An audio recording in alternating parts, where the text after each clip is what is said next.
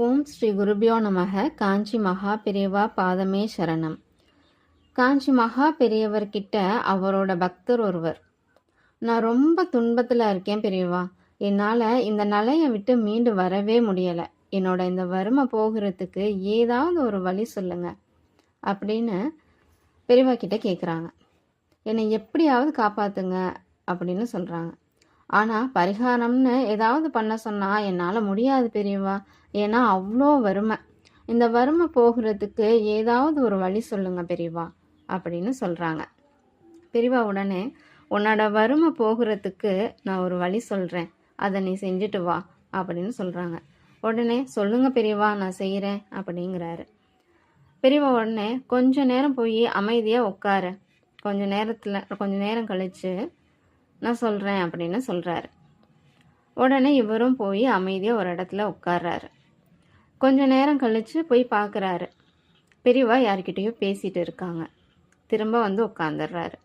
அப்புறம் கொஞ்ச நேரம் உட்காந்துட்டு இருந்துட்டு திரும்ப போகிறாங்க பெரியவாவை பார்க்க. அப்போ பெரியவா சரி வா அப்படின்னு சொல்லிட்டு கூப்பிட்டு சொல்கிறாங்க. இவ்வளோ நேரம் பொறுமையாக அமைதியாக இருந்தல்ல, அதே மாதிரி பொறுமையாக உட்காந்து ராமா ராமா ராமாங்கிற அந்த மந்திரத்தை சொல்லிக்கிட்டே இரு.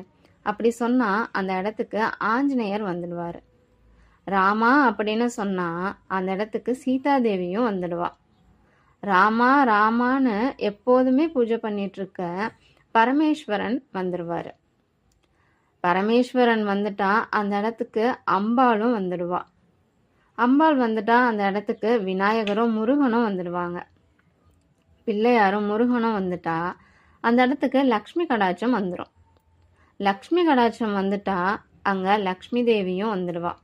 லக்ஷ்மி தேவி வந்துட்டா அங்கே மகாவிஷ்ணுவும் வந்துடுவாங்க.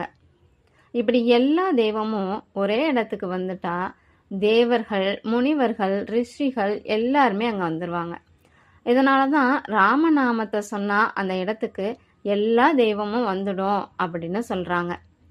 ராமநாமத்தை தினமும் நம்ம சொல்லிட்டு இருந்தா நம்மளோட கஷ்டங்கள் எல்லாமே போயிடும் அப்படின்னு ராமநாமத்தோட மகிமையை மகா பெரியவா நம்ம எல்லாத்துக்கும் சொல்லியிருக்காங்க. இந்த ராமநாமத்தை தினமும் நாம் 1008 தடவை சொல்லணும். 1008 தடவை சொல்ல முடியலை அப்படின்னா 108 தடவை நம்ம சொல்லலாம். இப்படி தினமும் நம்ம 1008 தடவை சொல்லிட்டு வரும்போது 48 நாளுக்குள்ளேயே நம்ம ஏதாவது ஒன்று நினச்சி ராமநாமத்தை சொல்லும்போது நம்ம என்ன நினச்சி சொல்கிறோமோ அது ரொம்ப சீக்கிரமே நடக்கும் அப்படின்னு சொல்லியிருக்காங்க. ஹரஹர சங்கர, ஜெய ஜெய சங்கர.